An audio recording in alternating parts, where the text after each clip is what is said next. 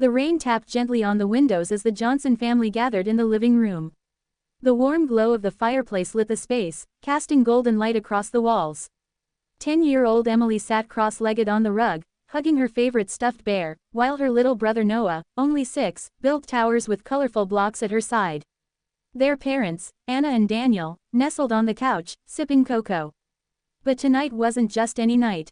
Tonight was different, because earlier that afternoon, Emily had discovered something hidden in the attic, something that would change the way they all looked at their family forever. It began when Anna asked Emily to fetch an old box of winter blankets. Emily climbed the creaky wooden steps, dust tickling her nose as she pushed aside cardboard boxes filled with forgotten toys, photo albums, and holiday decorations. That's when she saw it, a weathered wooden chest with brass corners, tucked beneath a pile of yellowing newspapers. Curiosity sparked in her chest. She tugged the chest forward, coughed as dust swirled into the air, and pried it open. Inside lay bundles of faded letters tied with ribbons, a cracked pocket watch, and a small leather-bound book with "Family" etched into the cover in swirling gold letters. Her hands tingled as she flipped open the book. The first page read, "These are the stories of love, courage, and kindness passed down through generations. To be opened when the family is ready to listen." Emily felt her heart race. She carried the book downstairs and showed it to her parents. Anna gasped softly, "I haven't seen this in years. It must have belonged to your great-grandmother." And so, gathered by the fire, the Johnson family opened the book together. The first story, "The Lantern in the Snow." The words on the page shimmered as if alive, and soon the family could almost see the tale unfolding before them. Long ago, in a small snowy village, lived a girl named Clara. She was about Emily's age, with braids that bounced as she walked and eyes full of determination. Clara's family was poor, but her heart was rich with kindness. One winter night, a blizzard swept through the village. Snow piled so high that doors froze shut, and families huddled together for warmth. Clara noticed her elderly neighbor, Mr. Hensley, hadn't lit his lantern. In their village, a lit lantern in the window meant safety, warmth, and life inside. A dark window meant trouble. Clara bundled herself in her thin coat, grabbed a lantern, and trudged through the snow. The wind stung her face, but she pushed forward until she reached Mr. Hensley's home. She found him weak and shivering, too frail to fetch wood for his fire.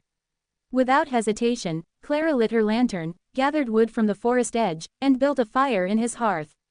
She shared her own family's bread, even though it meant less for herself. When the storm passed, the villagers discovered what Clara had done. Her single act of kindness had saved Mr. Hensley's life.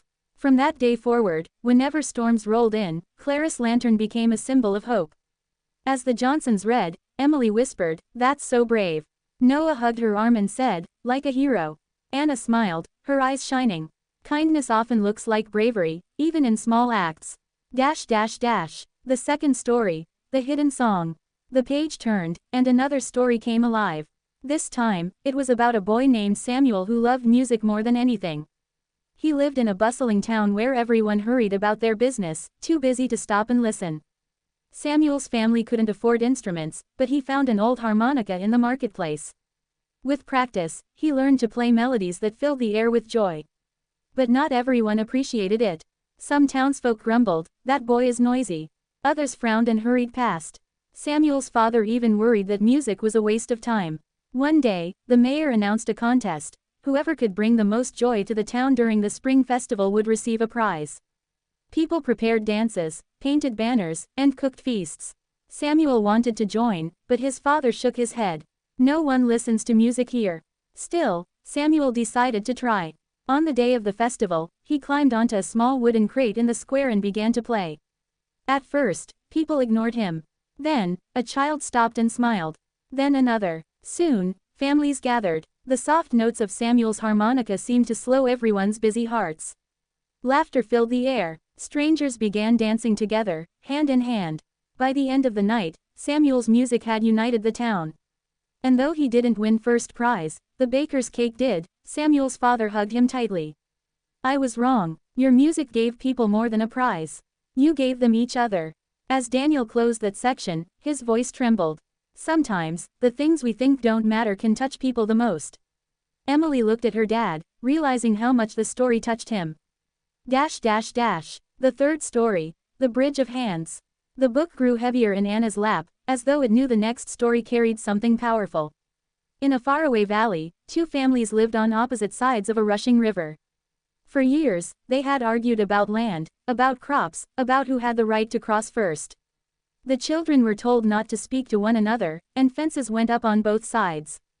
But one spring, the river swelled and swept away the old wooden bridge that connected them.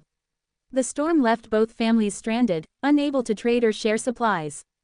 Food grew scarce. Water rose higher. One evening, the youngest child from one side, a girl named Lily, saw a boy her age, Thomas, across the river. Despite the warnings, she waved. He waved back. Slowly, they both climbed down to the water's edge. Maybe, Lily shouted over the current, if we work together, we can fix the bridge. Thomas nodded. They each carried stones, branches, and rope. Day after day, they worked, while their parents scolded them for wasting time. But as the bridge grew, something else happened. Curious neighbors came to help. Parents who had once argued began lifting beams side by side. By the end of the week, a brand new bridge stood strong, built not by carpenters, but by families who realized they needed each other more than they needed to fight.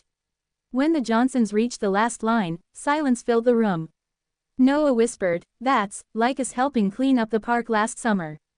Anna squeezed his hand. Exactly. Small hands can build big bridges. The final story. The Promise Tree. The last story in the book flickered to life like the warmest candle. There was once a tree that grew at the heart of a village. Families tied ribbons to its branches whenever they made a promise, big or small. Some promised to help their neighbors, others promised to share food, some promised to listen better.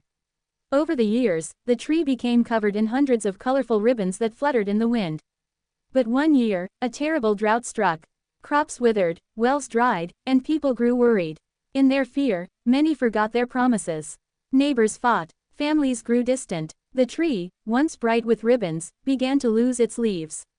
A little girl named Rose noticed and decided to act. She went from house to house, reminding everyone of their promises. "You promised to share water," she told one family. "You promised to take care of the sick," she reminded another. At first, people resisted. But Rose didn't stop. Soon, her persistence sparked change. Families began honoring their promises again. They pooled water, shared bread, and cared for each other's children. Slowly, the village survived the drought, not because of what they had, but because of what they gave. When the rains finally returned, the promise tree bloomed brighter than ever, ribbons dancing joyfully in the wind. As Daniel read the final line, the Johnsons sat quietly, their hearts full. Emily hugged her bear tighter. These stories feel like they're about us, too. About families. About helping. Anna brushed Emily's hair back gently. That's because families everywhere, no matter where they live, are connected by kindness, courage, and love.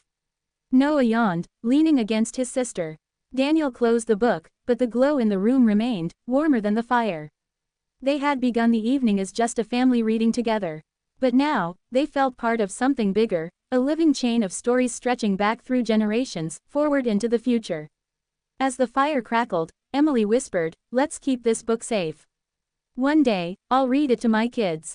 And in that quiet moment, surrounded by love and glowing light, the Johnson family realized that the greatest story of all was the one they were living, together.